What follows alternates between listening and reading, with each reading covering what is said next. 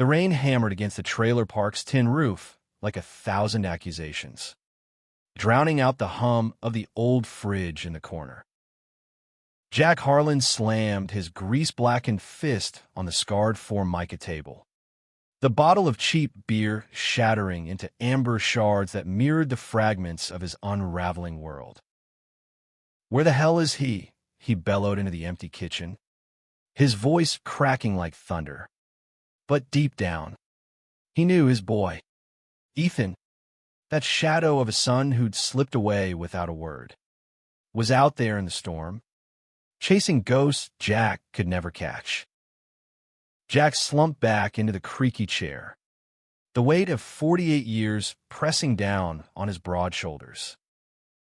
He'd built this life in the Rust Belt town of Milford, Ohio, brick by grimy brick, fixing transmissions at the auto shop by day, nursing regrets by night.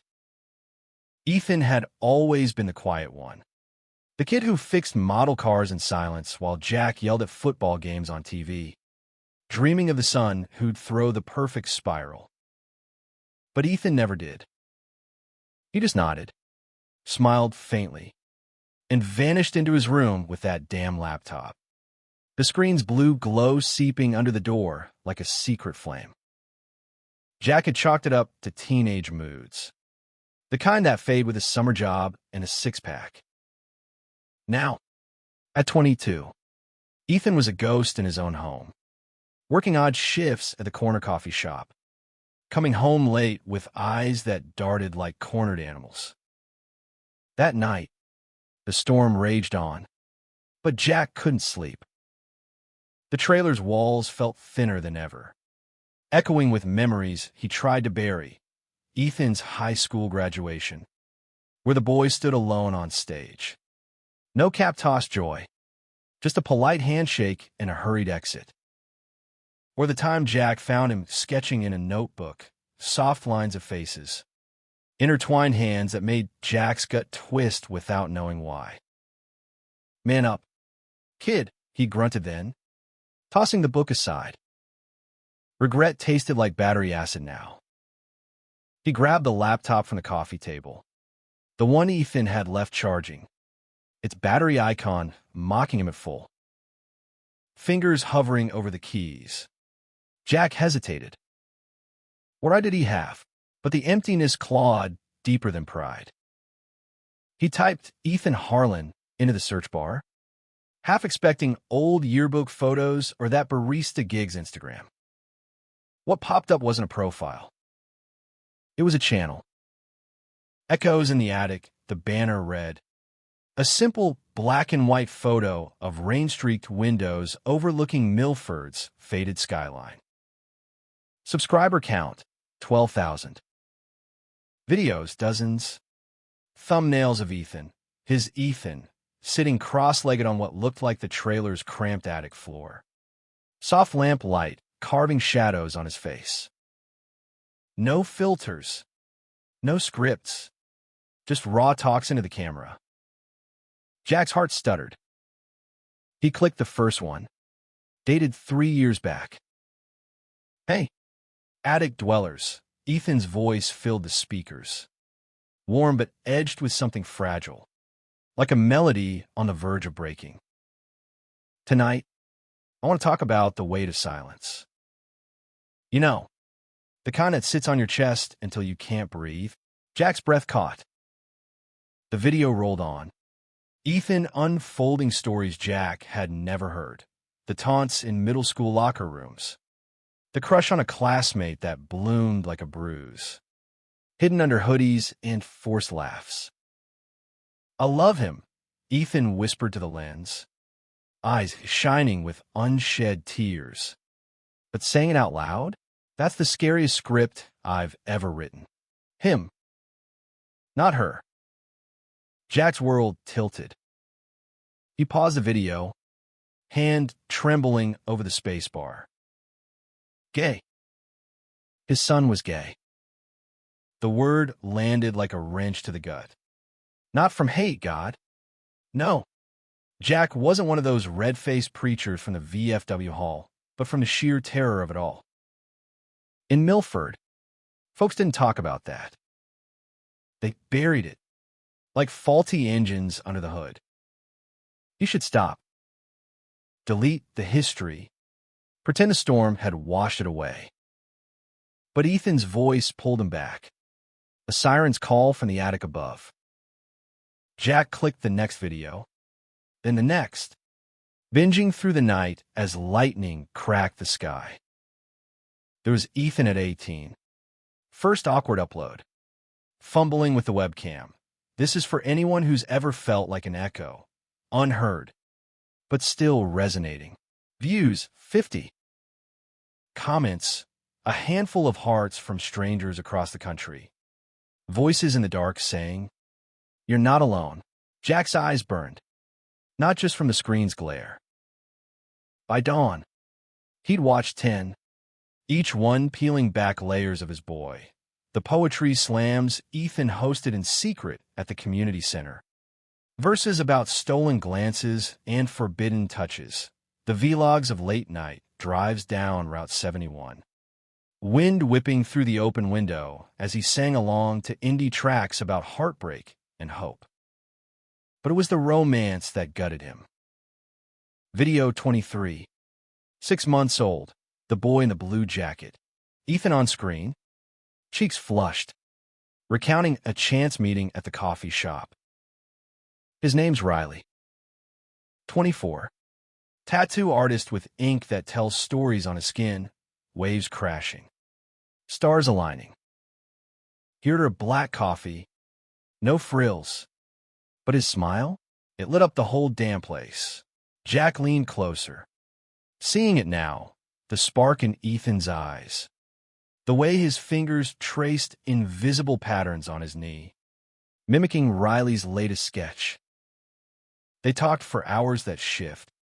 Ethan said, about everything, Van Gogh's swirling skies, the ache of unshared secrets, the quiet rebellion of holding hands under diner tables. For the first time, I didn't feel like I had to dim my light. He sees me, attic fam, all of me. Jack's chest tightened. Riley, a name with edges, like the Switchblades kids flashed in parking lots. He searched the channel's playlists, love letters to the void, clips of Ethan reading fan mail aloud, his voice cracking on letters from teens in Bible Belt towns, echoing his own hidden wars. One video, raw and unedited, captured a fight, Ethan pacing the attic, phone clutched like a lifeline. He wants to meet my family, he confessed to the camera, tears streaming. But Dad, God, Dad would shatter. Jack froze. Shatter. That's what this felt like. Glass under boot heels. He'd raised Ethan to be tough, to fix what's broken without asking why. But here was proof. His toughness had cracked the one thing he loved most. The storm broke by morning, leaving puddles that reflected the gray dawn. Jack hadn't slept, his shirt rumpled, beard unkempt. Ethan stumbled in around 7, soaked from the downpour, barista apron slung over his shoulder like a defeated flag. He froze in the doorway, eyes flicking to the laptop, still open on that damning tab. Dad, his voice was a whisper, small as the boy who'd once hidden under blankets during thunderstorms. Jack couldn't speak at first.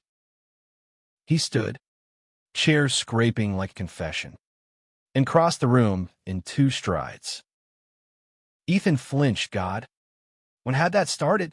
But Jack pulled him into a bear hug, the kind that smelled of motor oil and unspoken apologies. I saw it. Kid, he murmured into Ethan's wet hair. The channel. All of it. Ethan went rigid, then melted, sobs shaking them both. I'm sorry, he choked out. I didn't know how to tell you. They sank to the threadbare couch, rain dripping from the eaves like reluctant tears. Jack held on, the weight of 22 years spilling out in halting words. You think I'd shatter? Hell, Ethan, I'm already in pieces. But not because of who you love. Because I didn't see you. Not really. He pulled back, searching his son's face, those same gentle eyes, now rimmed red. Tell me about Riley. From the beginning. Ethan hesitated. Then the words tumbled free. A floodgate cracked. It started with spilled coffee. He said, Riley's laugh cutting through the morning rush like sunlight through fog. Tall, lean, with arms sleeved in swirling tattoos, ocean currents that mirrored the pull Ethan felt in his chest. Riley worked at Ink and Anchor, the tattoo parlor on Main Street, sketching dreams for sailors who'd never left port.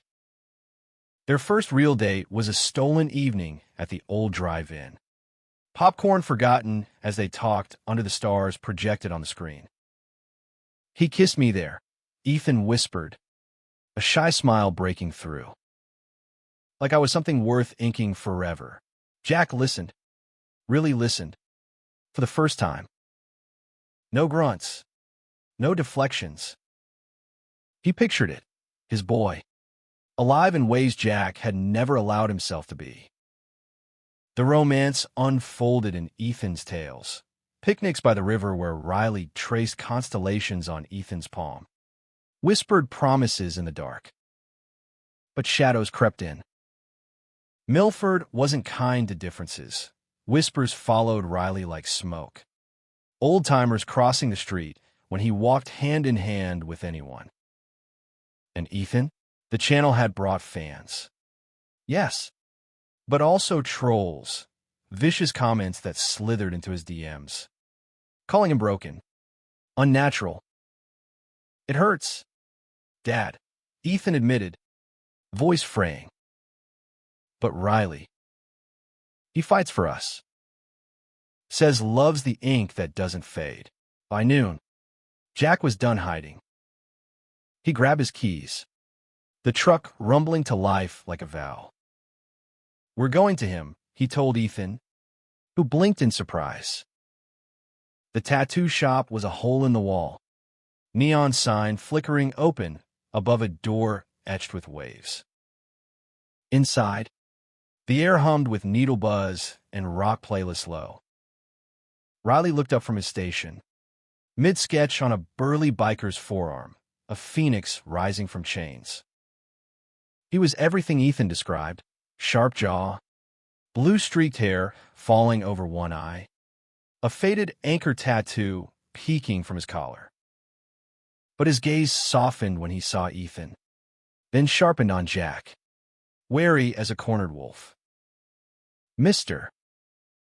Harlan, Riley said, wiping ink from his hands on a rag, voice steady but laced with steel. Ethan had tensed beside Jack, hand brushing his in silent plea. Jack extended his own, calluses meeting smooth skin marked by stories untold. Call me Jack. And thank you. Riley's brows furrowed. For what? For seeing my boy when I was blind. The words hung heavy, the buzz of the shop fading to a hum. Jack glanced at Ethan, pride swelling like a tide. He showed me your world last night. The videos. The love. Riley's eyes flicked to Ethan, a question and a bomb in one look. Ethan nodded, squeezing Jack's arm. Dad knows. Everything. What followed was awkward, then achingly real. A three-way talk over cooling coffee from Ethan's shop, brought in a thermos like an olive branch. Riley shared his own scars, disowned at 19 by a family in Cleveland, rebuilding with ink and grit. Love's a risk, he said, locking eyes with Jack. But worth every scar. Jack nodded, throat tight. He'd lost his wife to cancer when Ethan was 10, buried his grief in long shifts and longer silences. I get risks, he rumbled. Fixed them for a living. But this, loving fierce, that's the real fix. Days blurred into a tentative thaw. Jack subscribed to the channel. First comment. Proud of you. Son. Keep echoing. Views spiked. Fans flooding in with stories of their own quiet battles. Ethan glowed. The attic light brighter now. Videos laced with mentions of my anchor and family dinners where Jack learned to ask about tattoos instead of touchdowns. But drama simmered beneath the surface. Milford's underbelly stirred. Anonymous notes slipped under the trailer door. Slurs scrawled on Riley's shop window. Fags go home. The word Jack had never uttered now poisoned his home. One crisp autumn evening, it boiled over. Ethan and Riley were closing the parlor. Laughter spilling out as Jack idled in his truck across the street. A habit born of worry. He saw them first, three shadows from the VFW, burly men with beer guts and badges of forgotten wars, sauntering up like they owned the night. Pretty pictures for pretty boys, one sneered, shattering a bottle against the curb. Riley stepped forward, calm as a sea before storm. But Ethan, brave, foolish Ethan, shoved between them. Back off our home. The fight erupted in a blur of fists and curses. Jack was out of the truck before thought caught up, barreling across like a freight train. He tackled the leader, the man who'd shared beers with him at barbecues, now spitting venom. You touch my family. You touch me. Jack roared, knuckles splitting on jawbone. Sirens wailed distant. But in that alley haze, bonds forged in blood, not ink. Riley pulled Ethan back, shielding him as blows landed. When cops arrived, badges flashing under street lamps, Jack stood tall, bruised but unbroken. These boys are mine, he told the officer, voice like gravel. Heard him. You answer to me. The aftermath was a whirlwind. Charges dropped with warnings. The town buzzing like a hive kicked. But in the trailer that night, bandaging wounds over microwave pizza, something shifted. Ethan curled against Riley on the couch, Jack in his armchair, the TV muted on a game no one watched. I love you, Ethan said, not to the camera, but to them both, father and lover. Anchors in the storm. Jack raised his beer. To secrets that set us free, winter crept in on frosted breaths. Milford blanketed in snow that muffled old hates. Ethan's channel hit 20,000 subs. A live stream announcing his and Riley's plans, a road trip south, chasing warmer skies and open roads. Jack watched from the kitchen, heart full to bursting. Come back for Christmas, he said, pulling them into hugs that lingered. This home's big enough for all our truths. As they drove off, taillights fading into the white, Jack climbed to the attic, Ethan's old sanctuary. Dust motes danced in the beam from his flashlight, the webcam still perched like a sentinel. He set up his phone. Hit record. Hey, attic fam, he said, voice rough but steady. This is Jack Harlan, Ethan's dad. Never thought I'd be here, but thanks for holding space for my boy when I couldn't. Tears welled, unashamed. He taught me love ain't quiet. It's a roar. He uploaded it. Comments flooding in, strangers' cheers.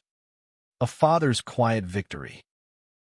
Months later, spring thawed the rivers, and Ethan returned, not alone, but with rings glinting on fingers, simple bands etched with waves. The wedding was small, Backyard affair under blooming dogwoods. Jack walking his son down an aisle of wildflowers. Riley's vows cracked the air. You pulled me from the depths. Ethan. In you, I found my shore. Ethan's reply. In you, my endless sea. Jack. Best man in a borrowed suit. Choked through his toast. For the quiet son who taught a loud old man to listen. May your echoes always find home. In the years that followed, Milford softened at the edges. The parlor thrived. Ethan's channel a beacon for hidden hearts. Jack retired the wrench for a camera of his own. Vlogging repairs with a side of hard-won wisdom. Fix what's bent, but love what's whole. And on quiet nights, when rain drummed the roof again, father and son sat together. Stories weaving like ink on skin, proof that secrets, once shared, become the strongest bonds.